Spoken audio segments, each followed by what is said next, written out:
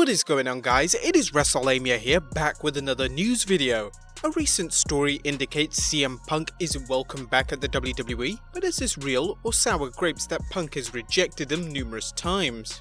Join us now as WrestleLamia looks at Punk's WWE status and all your news, including some wild accusations against Seth Rollins, WWE 2K20 gameplay reveal, Maria Kanellis news, and an MMA star's wrestling debut, and much more.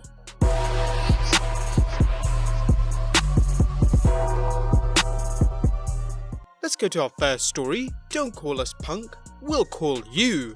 While the WWE Universe would love to see CM Punk return to Titanland, it looks like wrestling straight-edge superstar has cemented his status as persona non grata in the WWE. For years, the WWE has said that Punk was always welcome back, with Punk saying not only he was done with the WWE, but done with wrestling itself.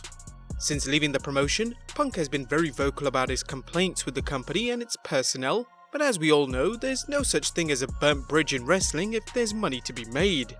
With that in mind, fans became interested last May when Brad Shepard reported on the Oh You Didn't Know podcast and was told that WWE would love to have him back, which I found very interesting.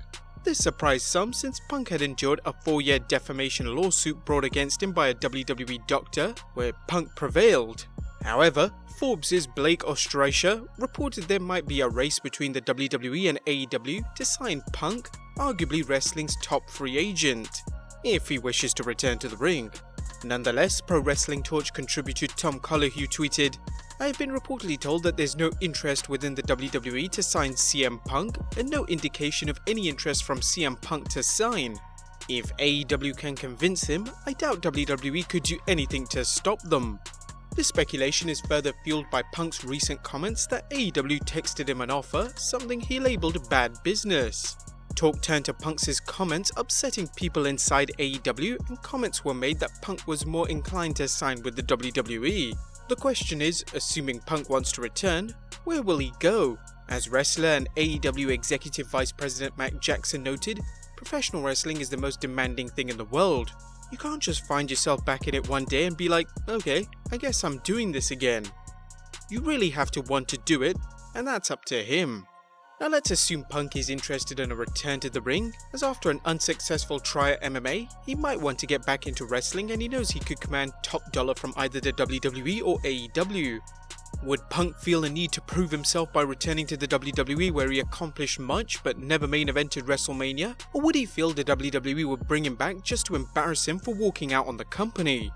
If Punk signed with AEW, he would arguably become its biggest star and have a chance to wrestle some of the world's top talent and revenge himself on the WWE by helping AEW become a success. But there are two things to keep in mind when it comes to a Punk return. Both companies will throw a truckload of cash his way in order to get him to sign. And number two, you can't believe anyone involved when it comes to the discussions about Punk returning or staying away. Punk, AEW and the WWE will keep their cards hidden until it's time to play them. The WWE has shown it's not afraid to work the fans in order to surprise them. The most recent example are the stories that the WWE was furious with Goldberg for his match at Super Showdown, and how they were seemingly done with Blundering Bill after his disastrous match against The Undertaker in Saudi Arabia. Lo and behold, the WWE is now gearing up for a Dolph Ziggler vs Goldberg match at SummerSlam. The people running All Elite Wrestling know the value of surprise appearances, such as Jon Moxley's amazing surprise appearance at Double or Nothing. If AEW does sign Punk, they will surprise the fans with an appearance at All Out, which is being held near Punk's hometown of Chicago, or announce it for their television debut. Punk is a student of the wrestling game and knows how to work the fans, whether it's him donning a mask to surprise fans at an indie show, come on, don't tell us it wasn't Punk, or his latest claim that AEW texted him an offer. It's difficult to believe that the savvy people at AEW will do something so insulting, or make it available to the public if Punk opted to release it, and it could be a smokescreen. Of course, if Punk truly isn't interested in returning to the ring, which is possible, he's in a lose-lose situation, as he can claim he's done with wrestling only for both the WWE and AEW to say otherwise, creating buzz for their respective promotions. Ultimately, fans need to follow the advice of Stone Cold Steve Austin, i.e., don't trust anybody when it comes to such a big story as Punk's return. If Punk is returning, there will be constant denials and swerves. Likewise, if Punk isn't returning, the rumour mill of wrestling will continue grinding out stories about him. In a business based on illusion, the concept of truth simply doesn't exist. On to our next story. Did Rollins send some racy texts?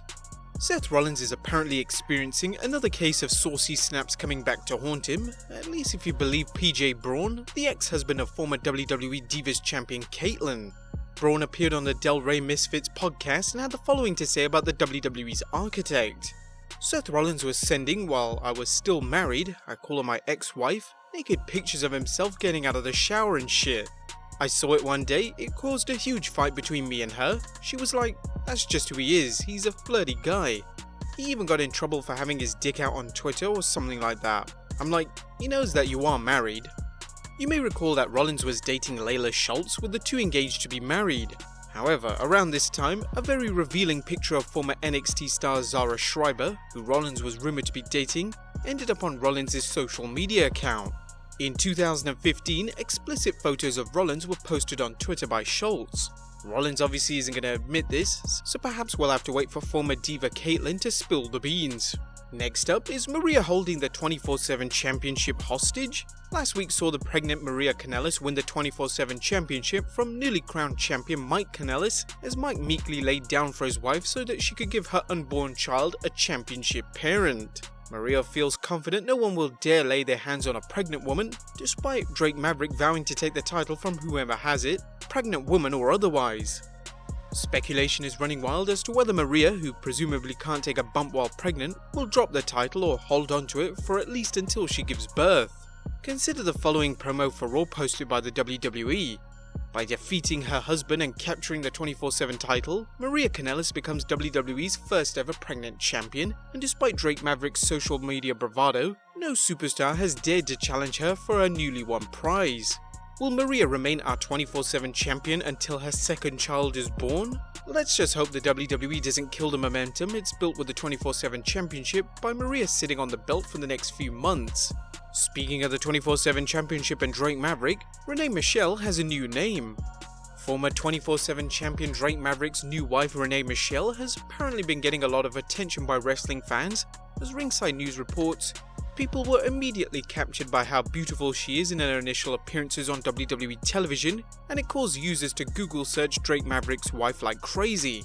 Renee has definitely got the rub from her involvement in Drake's all-consuming quest for the 24/7 championship, and now the WWE has given her character a new name, Renee Maverick. Kinda makes sense, obviously, they are legitimately married.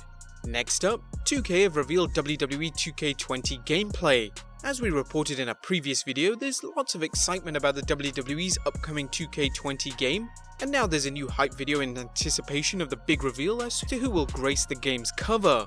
A recent video aired of WWE superstars and legends getting together at a luxurious mansion for a posh party. Legends such as Hulk Hogan and Stone Cold Steve Austin are seen with current stars such as Daniel Bryan and Roman Reigns. A nice touch is that there is a wall filled with paintings of dearly departed superstars ranging from the Big Boss Man to Eddie Guerrero.